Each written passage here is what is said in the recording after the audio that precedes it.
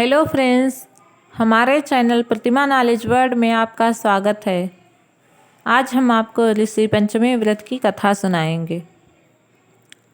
एक बार राजा सिताश्व ने ब्रह्मा जी से कहा कि हे पितामह, मुझे ऐसा व्रत बताइए जिससे नारी जाति का उद्धार हो और समस्त पापों का नाश होवे। तब ब्रह्मा जी ने कहा, हे राजन, मैं तुम्हें वह व्रत बताता हूँ जिसमें समस्त पाप विनाश को प्राप्त होंगे।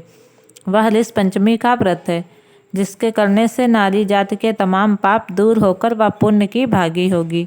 इस संबंध में तुमसे एक पुरातन कथा कहता हूँ, उसे ध्यानपूर्वक सुनो। विदर्भ देश में एक उतंक नाम के सदाचारी ब्राह्मण निवास करते थे।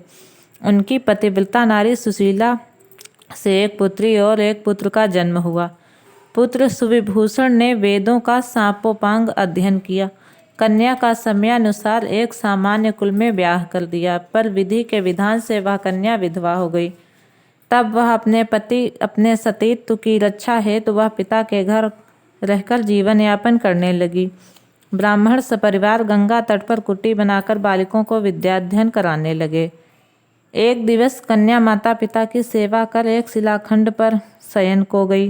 रात भर में उसके सारे शरीर में कीड़े पड़ गए। सुबह जब कुछ शिष्यों ने उस कन्या को अचानक इस दशा में देखा तो उसकी माता सुशीला को गुरुपुत्री के दुख को बताया।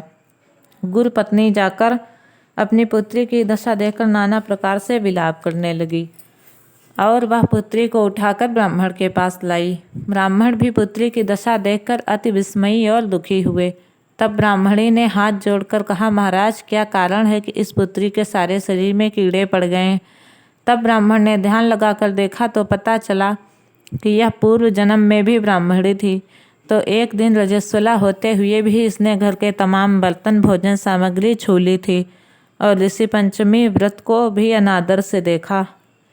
उसी दोष के कारण इस पुत्री के शरीर में कीड़े पड़ गए हैं, क्योंकि रजस्वला वाली नारी प्रथम दिन चांडालिनी के बराबर, दूसरे दिन ब्रह्मघातिनी के समान व तीसरे दिन धोबिन के समान शास्त्र दृष्टि से दूषित मानी जाती है।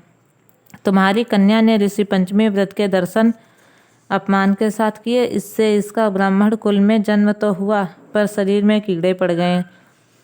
तब सुशीला ने कहा, महाराज, ऐसे उत्तम व्रत को आप विधि के साथ वर्णन कीजिए जिससे संसार के सारे प्राणी मात्र इस व्रत से लाभ उठा सके। ब्राह्मण बोले, हे साधर्मिणी, यह व्रत भाद्र मास की शुक्ल पक्ष की पंचमी को धारण किया जाता है।